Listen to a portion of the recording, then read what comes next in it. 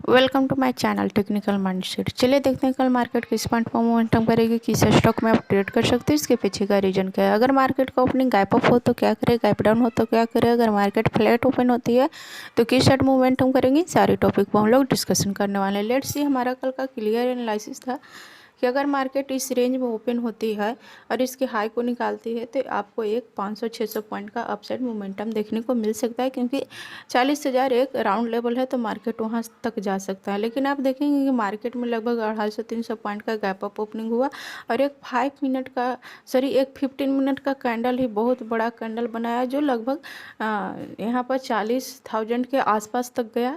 तो यहाँ पर एक अपमूव जितना था उतना तो यहाँ पर जा चुका है, इसमें जितना अपमूव पेंडिंग था वो मोमेंटम हो चुका मॉर्निंग में ही। तो यहाँ पर हमें बाइंग का कोई चांस मिला नहीं। अगर मार्केट इस स्पेस में खुलता, इस रेंज में खुलता, तो हमारे पास एक अच्छी अपॉर्चुनिटी रहती बाइंग के लिए। लेकिन market 250-300 point gap up opening हुआ, 15 मिनट का कैंडल ही लगभग यहाँ पर 300 पॉइंट का मोमेंटम कर चुका, तो हमारे पास स्पेस बचा नहीं बाइंग के लिए।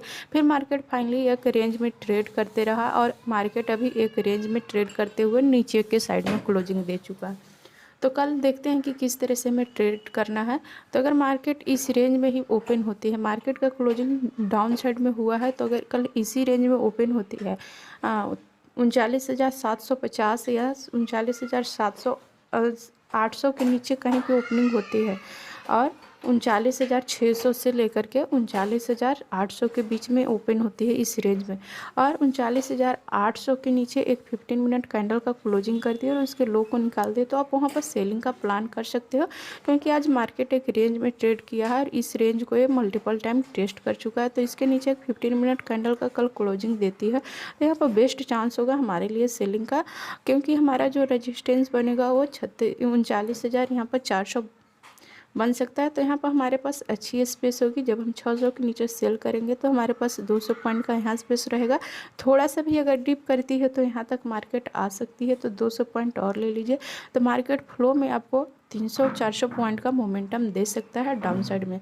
लेकिन अगर मार्केट कहीं पे थोड़ा सा गैप अप ओपनिंग हो गया, इस रेंज में ओपनिंग होगी, 39,850 के ऊपर ओपनिंग हो जाती है, 39,850 से लेकर के 39,950 के बीच में ओपनिंग होती है और यहाँ पर ऊपर में एक 15 मिनट कैंडल का क्लोजिंग देती है, तो यहाँ पर एक अपसाइड मोमेंटम हो सकती है।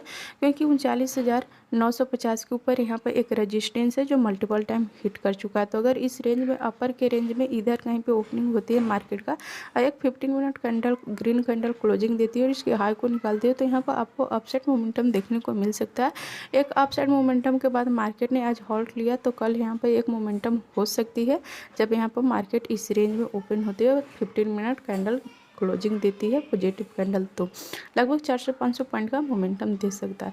लेकिन मान सपोज दैट मार्केट कहीं गैप अप ओपनिंग हो जाती है, 40,000 के ऊपर कहीं पे इधर ओपनिंग हो जाती है, तो यहाँ पर हम फर्स्ट 15 मिनट कैंडल देखेंगे कि किस तरह से वहाँ पर 15 मिनट कैंडल बना रही है, उसकी साइजिंग क्या है, कितना बड़ा वो एक 15 मिनट कैंडल बना रहा है। अगर छोटा सा कैंडल यहाँ पर नेगेटिव आपको देखने को मिलती है 50 से 60 पॉइंट के स्पेस में, 50 से 60 पॉइंट का कैंडल होनी चाहिए और यहाँ पर इसके लो को निकालती है, तो आप यहाँ पर सेलिंग का प्लान कर सकते हो। लेकिन अगर यहाँ पर कोई ग्रीन कैंडल क्लोजिंग देती है जिसका बॉडी जो होना चाहिए, जिसका मतलब अपर से लेकर के हायर तक का जो साइज होना चाहिए वो लगभग 50 से 60 पॉइंट का होना चाहिए और इसके हाई को निकालती है, तो यहाँ से फिर से एक बाइंग अप मूव आ सकती है।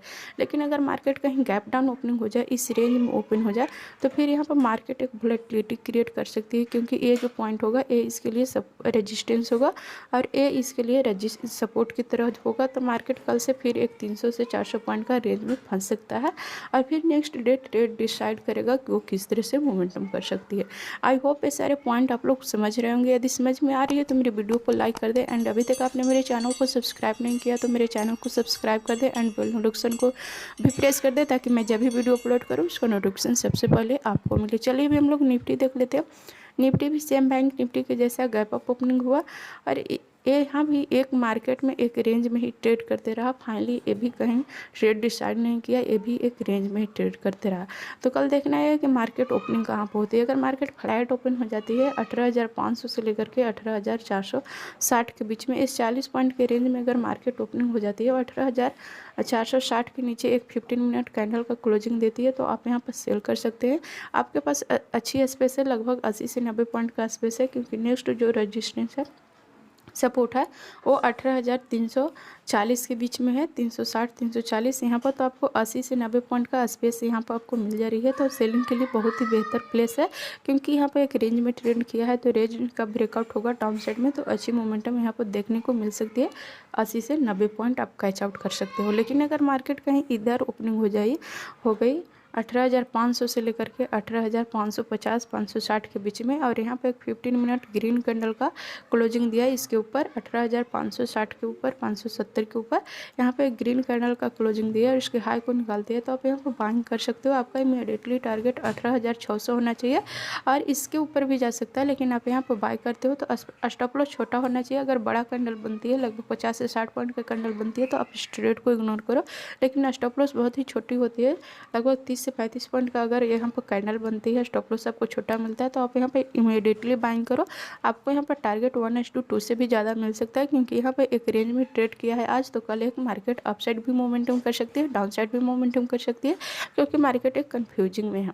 यहाँ पे एक रेंज क्रिएट किया हुआ है। सपोर्ट एट मार्केट अगर कहीं गैप अप ओपनिंग हो जाती है 600 के पास में, तो आप यहाँ पे एक 15 मिनट रेड कैंडल का, एक बीरिश कैंडल का वेट कीजिए। अगर 15 मिनट एक बीरिश कैंडल बनाती है और बहुत ही स्टॉप लॉस अगर छोटा मिलती है, यहाँ पर इसका जो लोअर से लेकर के हायर जो होगा ये लगभग 30 से 35 पॉइंट का होता है, तो आप यहाँ पर सेलिंग कर सकते हो, क्योंकि स्टॉप लॉस छोटा है और यहाँ पर टारगेट आपको इधर कहीं पे आकर के सपोर्ट ले सकता है, तो यहाँ पर आपको अच्छी स्पेस मिल जाएगी सेलिंग के लिए। लेकिन अगर मार्केट कहीं गैप डाउन ओपनिंग हो जाती है इस रेंज में, इस जोन में कहीं पे अगर मार्केट ओपनिंग हो जाती है, तो मार्केट यहाँ पर ट्रैप हो जाएगा, क्योंकि ये जो पॉइंट होगा ये इसके लिए रेजिस्टेंस की तरह वर्क करेगा और ये जोन होगा 18,300, ये इसके लिए सपोर्ट की तरह वर्क करेगा। तो मार्केट फाइनली इसी रेंज में ट्रेड करेगा। अब यहाँ पर कोई ट्रेड डिसाइड नहीं होगा, फिर नेक्स्ट डे मार्केट ट्रेंड अपना डिसाइड कर सकता है। तो ये सारे पॉइंट आप अपने माइंड मेकअप करके रखिए कि किस तरह से मार्केट में क्या सेंटिमेंट बनता है, तो हमें वहाँ पर क्या करना चाहिए। चलिए अभी हम लोग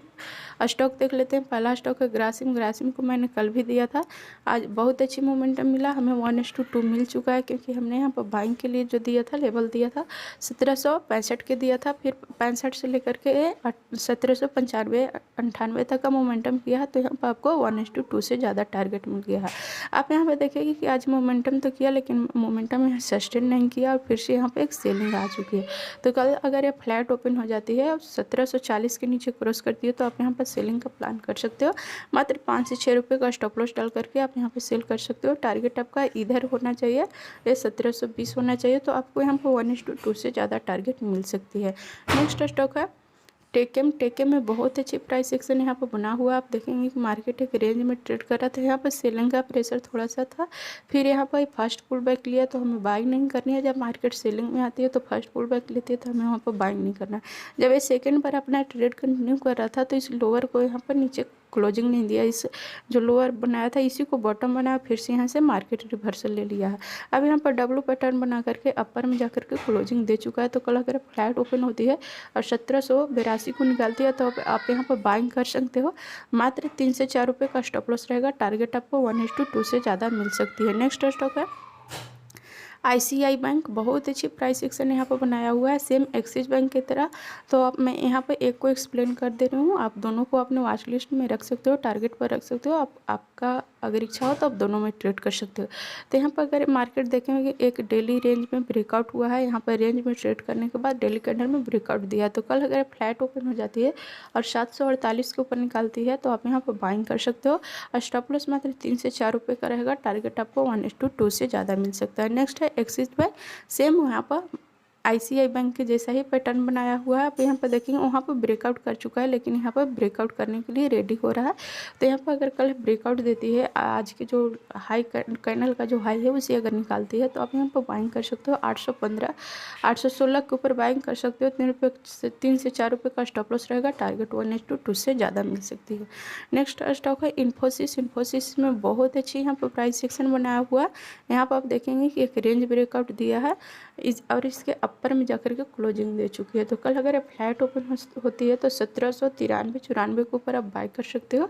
मात्र 8 से 9 रुपये का स्टॉप लॉस रहेगा। टारगेट आपको बहुत बेहतरीन यहाँ पर मिलने वाला है, क्योंकि ब्रेकआउट के लेवल पर खड़ा है। तो अगर कल है हमारे लेवल को क्रॉस करता है तो यहाँ पर आपको लगभग 30 से 40 पॉइंट का अपमूव देखने को मिल सकती है, जो हमारे स्टॉप लॉस का 3 से 4 गुना 5 गुना टारगेट आपका होना चाहिए। आई होप ये सारे पॉइंट आप लोग समझ रहे होंगे। यदि समझ में आ रही है तो मेरे वीडियो को लाइक कर दें, एंड अभी तक आपने मेरे चैनल को सब्सक्राइब नहीं किया तो मेरे चैनल को सब्सक्राइब कर दें, एंड बेल नोटिफिकेशन को भी प्रेस कर दें, ताकि मैं जब भी वीडियो अपलोड करूँ उसका नोटिफिकेशन सबसे पहले आपको मिले।